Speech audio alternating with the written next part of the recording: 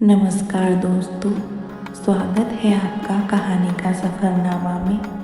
आज हम लेकर आए हैं एक अद्भुत, दिव्य और रहस्यमयी कथा, विष्णु पुराण के अंश 1 के अध्याय 3 की कहानी। समय की उस अनंत धारा में जब न दिन था, न रात, न आकाश, न पृथ्वी, केवल एक असीम जल राशि थी। उस दिव्य क्षीर सागर में योग निद्रा में शयन कर रहे थे भगवान विष्णु। उनकी नाभि से प्रकट हुआ एक दिव्य कमल और उस कमल पर प्रकट हुए ब्रह्मा। चारों ओर अंधकार था। ब्रह्मा ने जब अपनी आंखें खोली तो उन्हें कुछ भी दिखाई नहीं दिया। वे सोच में पड़ गए, मैं कौन हूँ, मुझे किसने उत्पन्न किया और मेरा उद्देश्य क्या है। अपने भीतर के प्रश्नों के उत्तर खोजने के लिए वे कमल नाल के भीतर प्रवेश कर गए, परंतु उन्हें कोई अंत न मिला।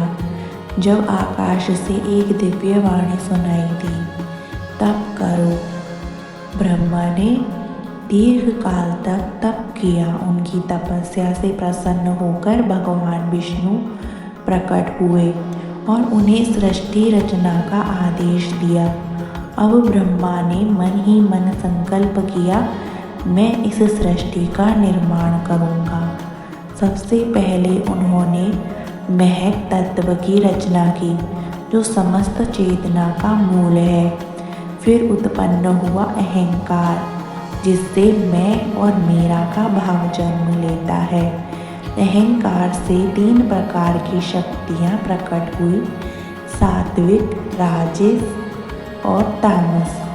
सबसे आगे चलकर देवता, मन, इंद्रियाँ और पंच महाभूत उत्पन्न हुए। पंच महाभूतों की उत्पत्ति तामस अहंकार से उत्पन्न हुए।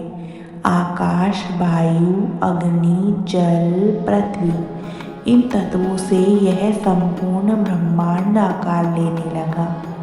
सबसे पहले सूक्ष्म रूप में और फिर स्थूल रूप में सृष्टि विस्तारित होने लगी। इन समस्त तत्वों के एकत्र होने से प्रकट हुआ विराट पुरुष, जिसके मुख से ब्राह्मण, भुजाओं से क्षत्रिय, जंघाओं से वैश्य और चरणों से शूद्र उत्पन्न हुए। इसी विराट स्वरूप से लोक, दिशाएं, सूर्य, चंद्रमा और समस्त जीवों की रचना हुई। ब्रह्मा ने फिर प्रजापतियों को उत्पन्न किया।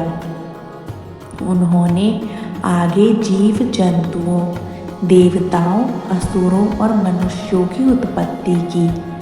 इस प्रकार सृष्टि का चक्र आरंभ हुआ। जन्म, पालन और संहार का अनंत क्रम। इस अध्याय का सार यह है कि सृष्टि किसी संयोग का परिणाम नहीं, बल्कि एक दिव्य योजना का भाग है।